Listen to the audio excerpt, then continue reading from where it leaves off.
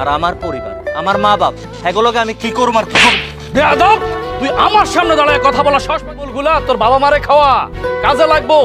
তাদের পায়ে ধরে মাপ, তোর বৃদ্ধ বাবা মারে তুই খাওয়াস না।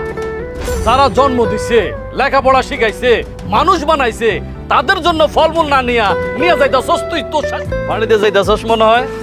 জি চেয়ারম্যান সাহেব। তা হাতে এত ফলমূল দেখতাছি, কার লাগে নিতেছ? ওই বাড়িতে আমার শাশুড়ি আইছে তো, আমার শাশুড়ি আবার ফলমূল খেতে খুব পছন্দ করে, তাই শাশুড়ির জন্য নিলাম আর কি। বাহ বাবা, সকাল সকাল তুমি আমার একটা ইমান শিখাইলা, সিস্টেম শিখাইলা। তা তোমার বাড়ির সিস্টেম সবকিছু ঠিক আছে তো? মানে তোমার ইমান ঠিক আছে তো? এইসব আপনি কি বলতেছেন? আপনার কথা তো আমি কিছুই বুঝতেছি না চেয়ারম্যান সাহেব। ও তুই বুঝোস না? না, তোর বৃদ্ধ বাবা মারে তুই খাওয়াস না।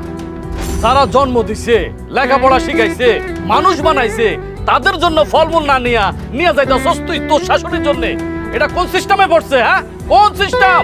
এই কথাটা আপনি কেমনে জানলেন? আমার আব্বা কি আপনার কাছে বিচার দিছে নাকি? না, বিচার দেয়। তবে তোর বৃদ্ধ বাবা আমার জমিতে কাজ করতে আসছে, কাজ করতে আইসা অসুস্থ হয়ে পড়ছে। এই ফলমূলগুলা তোর বাবা মারে খাওয়া কাজে লাগবো।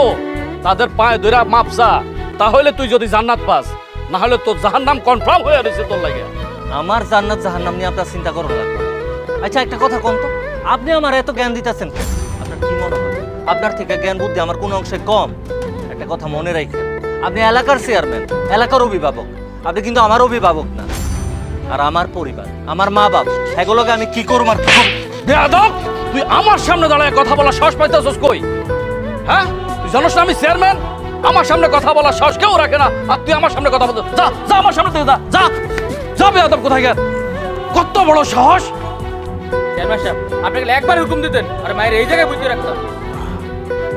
ওরে এইভাবে মারলে অশিক্ষা হইব না। ওরে বাজারে সবার সামনে বাইন্দা পিটামু, তারপর অশিক্ষা হইব। চল আমার সাথে।